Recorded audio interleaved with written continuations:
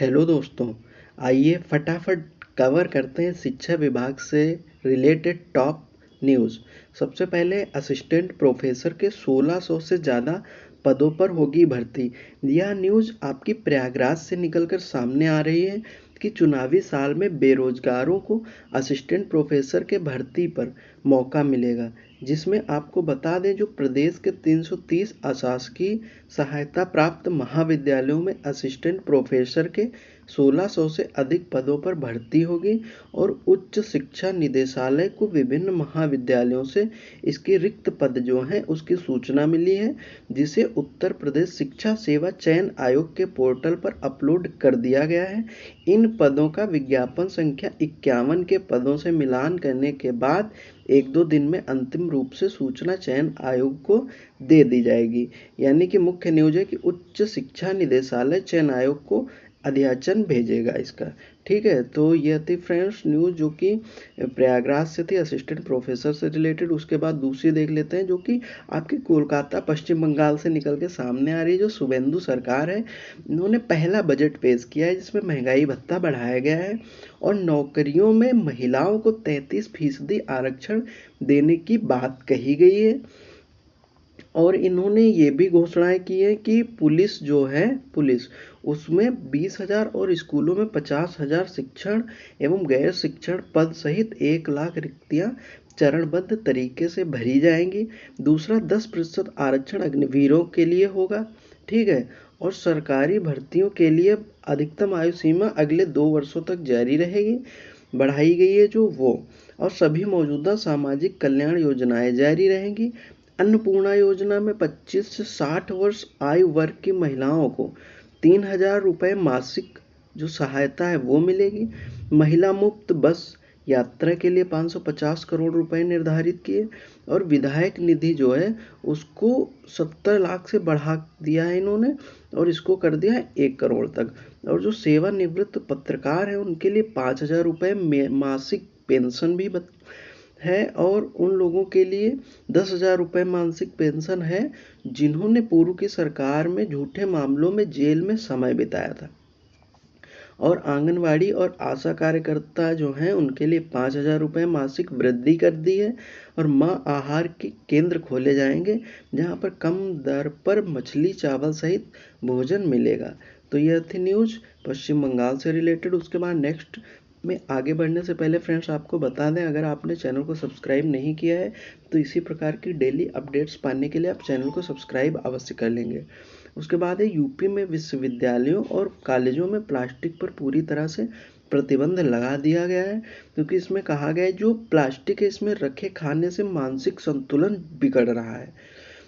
ये यूपी में राज्य विश्वविद्यालयों में डिग्री कॉलेजों में single use plastic, polythene bag, plastic की बोतलें, चम्मच और प्लास्टिक के कप प्लेट पर पूरी तरह प्रतिबंध लगा दिया गया है। आदेश में प्लास्टिक कचरे की रिसाइकलिंग की उचित व्यवस्था करने के लिए कहा गया और शुक्रवार व शनिवार को विशेष सफाई अभियान चलाने को भी कहा गया है। इसके बाद नेक्स्ट देख लेते हैं, यूपी में तैयार होगी आपदा मित्र ब्रिगेड जिसमें 29,772 युवाओं को मिलेगा प्रशिक्षण। आपदा के दृष्टिकोण से संवेदनशील लखनऊ समेत 25 जिलों में तैयार होगी युवाओं की फौज। चयनित युवाओं को एसडीआरएफ के बिजनौर स्थित नूरपुर भदरसा में जल्द ही दी जाएगी 7 दिवसीय आवासीय ट्रेनिंग। इसमें बता दें जैसे कि बाढ़ होता है, भूकंप है, आग या किसी भी आपदा के समय राहत और बचाव के लिए उत्तर प्रदेश में अब प्रशिक्षित युवाओं की बड़ी टीम तैयार की जा रही है, जिसमें राज्य सरकार के 25 जिलों के 29,772 युवा स्वयंसेवकों को आपदा मित्र के रूप में प्रशिक्षित करने की तैयारी तेज कर दी है। और 7 दिन का प्रशिक्षण पूरा होने पर हर स्वयंसेवक को 15 वस्तुओं वाली इमरजेंसी रिस्पॉन्डर किट, प्रशिक्षण मॉड्यूल, आई कार्ड और प्रमाण पत्र दिया जाएगा ताकि जरूरत पड़ने पर वे प्रशासन के साथ राहत और बचाव कार्य में जुट सके। जिसमें जो अवध जिलों में संख्या है तो लखनऊ की बात करें तो 2,000, बलरामपुर से 772, श्रावस्ती से 650 और बहराइच से 640 रहेगी। ठीक है, तो ये थी न्यूज़ फ्रेंड्स, ये भी लखनऊ से है। उसके बाद नेक्स्ट है पति पत्नी में से जो करेगा आवेदन उसी का अब तबादला होगा। बेसिक शिक्षा विभाग ने भ्रम की स्थिति अब दूर कर दी है। आवेदन न करने वालों का अब स्थानांतरण नहीं होगा।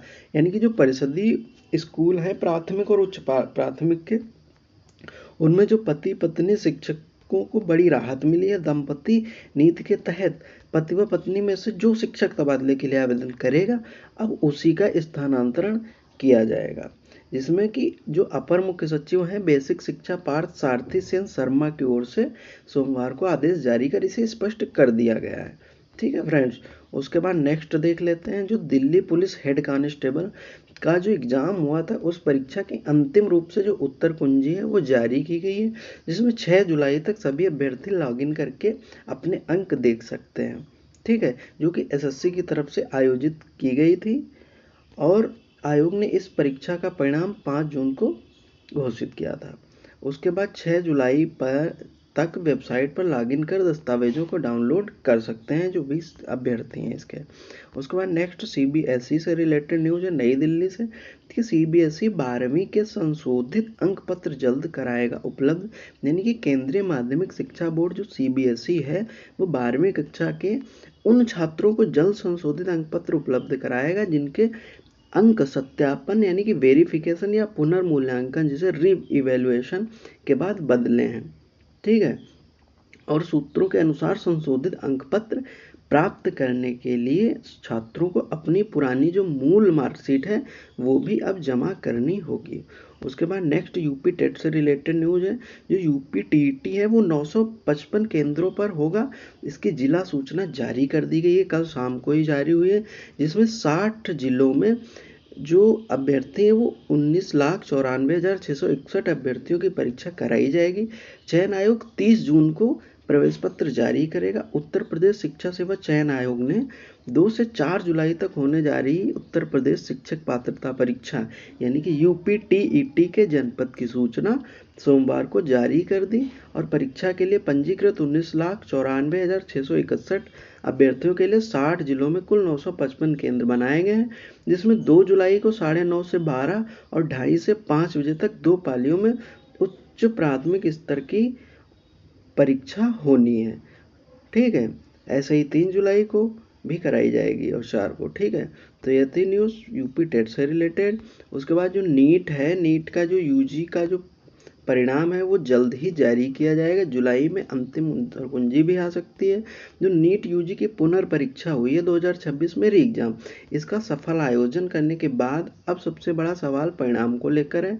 तो राष्ट्रीय परीक्षा एजेंसी है जो एनटीए, इसके महानिदेशक अभिषेक सिंह ने भरोसा दिलाया है कि परिणाम जल्द ही जारी करने का प्रयास किया जाएगा। ठीक है फ्रेंड्स, अगर वीडियो आपको हेल्पफुल लगी हो तो वीडियो को लाइक करें, चैनल को सब्सक्राइब कर लें। बहुत बहुत धन्यवाद।